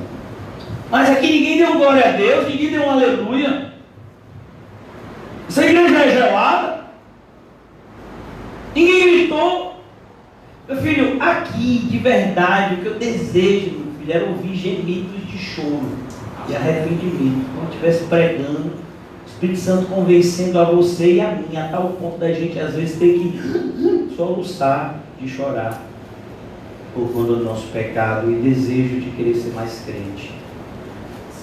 Mas ficar gritando igual um louco, glória a Deus e aleluia, para mim não diz nada. Quando as pessoas aplaudem, dizem, isso que ele falou é muito bonito, olha, aleluia, glória a Deus. Por que eles não aplaudem de ninguém não? Então a gente tem que tomar cuidado. É a motivação. Como a gente sempre tem usado esse exemplo, que não é nosso, é de Spurgeon. Uma senhora na igreja dele mandou várias cartas para ele.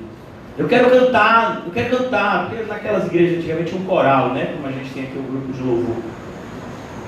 Eu quero cantar. E aí Spurgeon lia a carta e não dava resposta. A mulher foi ficando indignada. E teve um dia que na saída do culto ela pegou a Spurgeon e disse, vem cá, eu tenho mandado minhas cartas, você não tem lido? Ele disse, eu li todas elas. Sim, eu falei que eu quero cantar. E disse, então cante. Não, agora não, que o culto já acabou. Então você não quer cantar para Deus. Então tem muitas pessoas que vêm no grupo de louvor uma oportunidade de se dar bem. Eu já conheci pessoas assim. Eu vou gravar o meu CD, eu vou fazer os meus shows. Pessoas evangélicas. É isso? É isso que é para você ser cristão? Então a gente tem que tomar muito cuidado, irmãos. Eu quero terminar hoje produzindo em mim e você esse sentimento. Já vou pedir que os irmãos da ceia façam a sepsia de mãos e se preparem para distribuir os elementos da ceia. A gente tem que parar e pensar, irmãos. Será que a gente está usando alguma folha de figueira? Qual é a justiça que a gente está se baseando hoje? Começa a ver. O que nos leva a buscar a Deus? Algum sentimento de justiça própria ou o sentimento de que não temos nenhuma justiça em nós mesmos? Esse é o sentimento correto. Quando Jesus fala de uma pessoa justificada, qual é o exemplo que ele dá? Um publicano que subiu ao templo para orar e que repetia uma frase. De que forma? Com a cabeça para baixo. Porque, se você vê até hoje, os irmãos foram para Israel. Se você for ver aqueles homens de preto, aqueles rabinos, aqueles judeus mais ortodoxos, que tem aquele negocinho, aquelas... Não sei como é o nome daquilo, não? Os cachinhos, Eles oram com o corpo. Você já viu como o judeu ora? O judeu ora com o corpo. E olhando para o céu. Porque ele acredita que o céu é o trono de Deus. Os fariseus tinham esse mesmo hábito. Olharam para o céu, trono de Deus. Obrigado, meu irmão.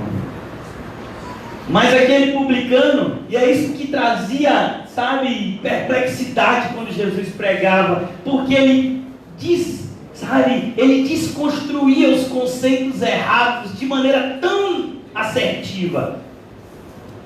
Um publicano foi orar e ele nem olhou para o alto, porque ele se achava indigno de olhar para o trono de Deus. Aí ele ficava com a cabeça baixa e ele batia no peito. Isso era sinal de arrependimento. A ideia de bater no peito não é a ideia de King Kong, eu sou o rei da terra, não. A ideia de bater no peito é eu errei, isso é bater no peito. Tem misericórdia de mim que sou pecador, tem misericórdia de mim que sou pecador. Aí Jesus diz, esse desceu justificado. E aquele fariseu, ele cozinhou folhas de figueira, porque ele subiu ao templo, em vez de buscar Deus, ele diz, ó Deus. Mas mentira, que Jesus vai dizer que ele orava de si para si mesmo, ele só usava o nome de Deus. E ele diz, ó Deus, eu te rendo graças, porque eu sou o cara, eu consigo jejuar, eu consigo fazer isso, eu consigo fazer aquilo. Rapaz, eu sou nota 10, as minhas folhas de figueira, ó, são o máximo. Jesus diz, mas são folhas de figueira. Aquele dali está revestido com o sangue do Cordeiro, ele está justificado. Quando foi que o apóstolo Pedro se tornou apto para apacentar os seus irmãos? Quando ele reconheceu a sua indignidade de fazê-lo. Senhor, eu não sei de fato se eu amo, se eu não amo, porque meu coração é enganoso, mas Tu sabes de todas as coisas, se eu te amo de verdade. Então, Pedro, apacenta as minhas ovelhas. Porque antes, Pedro entrou num estado de quebrantamento tão grande, que Jesus teve que mandar um recado pessoal. Avisa os meus discípulos e a Pedro que eu estou indo me encontrar com eles. Porque se aquelas mulheres chegassem na casa que eles estavam reunidos e dissessem, avisa os discípulos, ó discípulos, Jesus está querendo se encontrar com vocês ali, Pedro não iria. Pedro diria, eu não sou discípulo, eu neguei o mestre 3 vezes. Eu não sou discípulo. Você pode até se achar que não é de ser discípulo, viu Pedro? Mas ele mandou ser também. Foi um cristão do passado que disse que a nossa maior dignidade é reconhecer que não temos dignidade nenhuma. Por isso que as pessoas sempre se preocupam com esse momento. Pastor, eu acho que eu não sou digno de ceiar. É mesmo, eu também tenho esse sentimento, é por isso que eu vou cear. Então assim, quando é que a gente ceia indignamente? Ceiar indignamente, irmãos, é quando você quer esconder o seu pecado, achando que Deus não está vendo. Isso é indignamente. Mas ceiar dignamente é o fato de você reconhecer o seu pecado e humildemente, confiadamente, pedir que Deus te perdoe. É assim que a gente ceia. A gente ceia se lembrando que o castigo que nos traz a paz recaiu sobre Ele. E pelas suas pisaduras nós fomos sarados. Esse é o princípio que rege a ceia. A substituição de Cristo na cruz. Naquela cruz estava toda a nossa injustiça. E daquela cruz emanou para nós toda a justiça. De maneira que o justo foi tratado como injusto, para que os injustos fossem justificados na sua justiça. E aí a gente se lembra disso. Por isso, irmãos, jamais permita que esse momento passe em branco na sua vida. Todas as vezes que ceamos, e aqui na nossa congregação fazemos isso todo domingo, É um novo recomeço. Senhor, eu sei que eu não vivi essa semana como deveria. No domingo passado eu me comprometi a fazer coisas que essa semana eu não consegui fazer. Eu tenho me comprometido, Senhor, a deixar de fazer determinadas coisas e tem sido tão difícil de deixá-las. Mas o Senhor me perdoa. Porque é o Senhor mesmo que coloca no meu coração a repulsa pelo pecado e o desejo por santidade. Comamos e bebamos para a glória de Deus.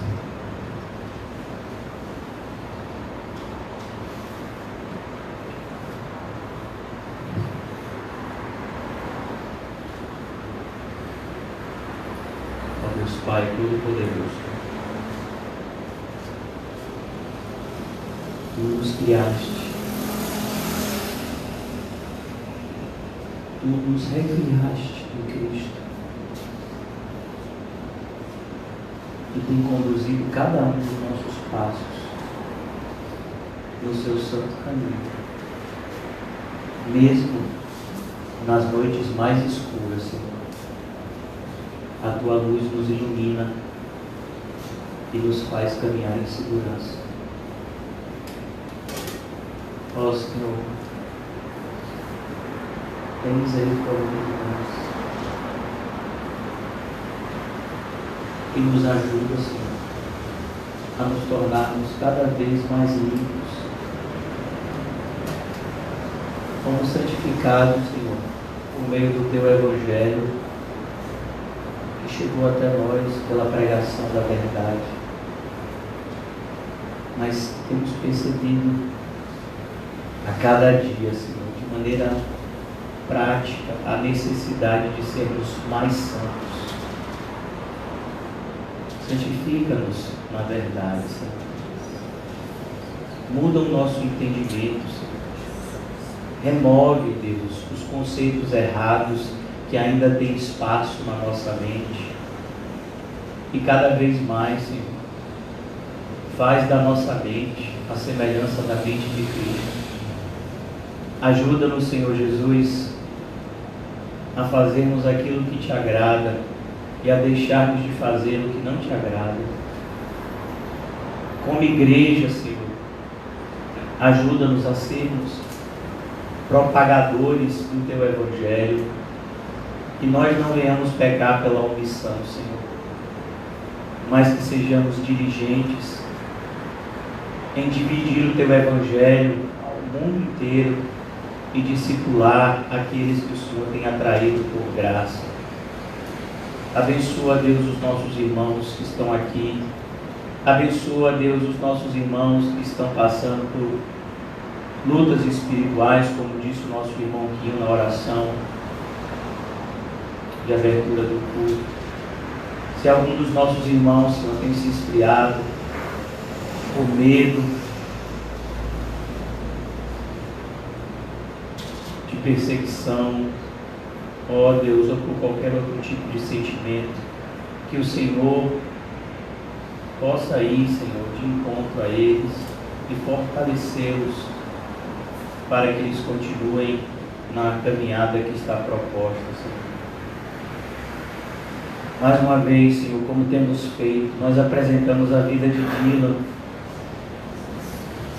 nosso pequenininho, Senhor, ele que já esteve aqui conosco, nos alegrando, caminhando aqui nesse salão, mas que tem passado por constantes enfermidades desde o seu nascimento e agora está em um tratamento mais intensivo no hospital, Senhor. Que o Senhor cada vez mais possa tornar evidente, Deus, a todos nós e à família dele, que o Senhor está no controle de tudo e que tudo aquilo que você faz, Senhor, tudo aquilo que o Senhor faz tem o propósito de nos fazer o bem e não o mal. Ajuda, Senhor, que os pais dele, os pais, nossos irmãos pela fé, César e Lani, sejam edificados a cada dia na fé santíssima, Senhor, e passem dessa mesma fé para Deus. Nós acreditamos, Senhor, pela fé, que Ele há de ter a sua saúde restaurada e que nós iremos glorificar, Senhor, o Teu nome. Abençoa, Deus, os outros familiares dele que ainda não te servem, que sejam atraídos por Tua graça em meio a esse momento, Senhor, de dificuldade. Abençoa a vida da irmã Osana, Deus, que cada vez mais ela se sinta abraçada, amada, cuidada, protegida por Ti, Senhor. Até aqui o Senhor conduziu ela. Muitas vezes recebemos informações desanimadoras dos médicos,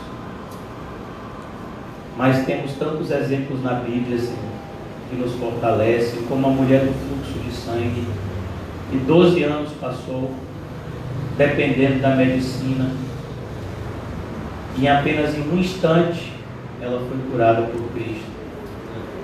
Nos ajuda, Senhor, e ajuda a irmã Osana a não desmorecer na fé, independentemente dos diagnósticos, Senhor, favoráveis ou não, que a nossa fé esteja sempre em Ti e em Ti somente, Senhor, pois assim jamais seremos decepcionados.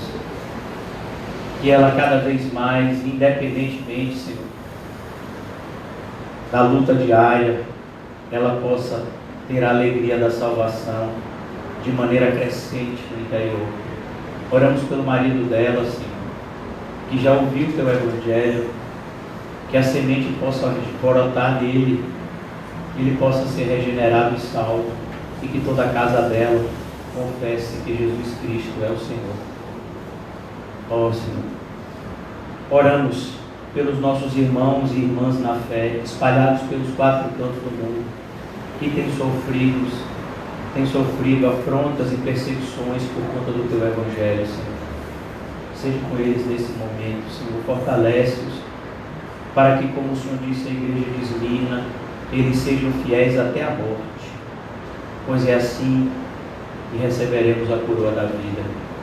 Ó Deus, ajuda-nos a estarmos cada vez mais nessa unidade santa, que une todo o Teu corpo, Senhor, debaixo de um só Espírito, e se movendo em uma só direção. Que no dia de hoje, Senhor, a Tua presença seja sentida na vida de todos nós, e sejamos impulsionados a cada vez mais caminhar pelo caminho do bem e nos afastar de todo o tropeço do mal.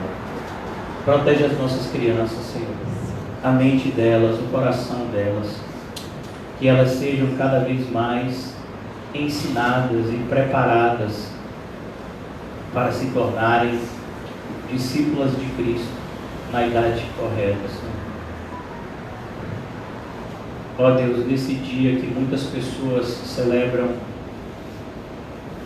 o Dia das Mães, nós oramos, Senhor, pelos pais como um todo, o pai, a mãe, que nós todos possamos educar os nossos filhos no caminho correto.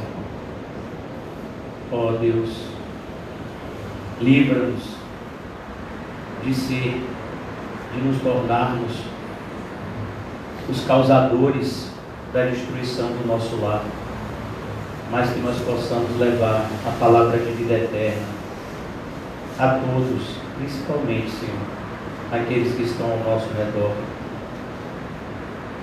os quais nós exercemos grande influência, que são os nossos filhos. Abençoa as mulheres, Senhor, para que elas possam ser mulheres sábias, que edificam as suas casas, para que elas possam ser, como a palavra de Deus diz, boas donas de casa, amarem os seus maridos e os seus filhos, e serem cada vez mais ornamentadas por boas obras. Ó Deus, que a Tua presença vive e real neste lugar nos acompanhe para todo sempre. Em nome de Jesus, amém e graças a Deus. Amém, irmãos? Saúde-se mutuamente com um cumprimento santo. E diga a você mesmo: pare de fazer o mal e comece a fazer o bem.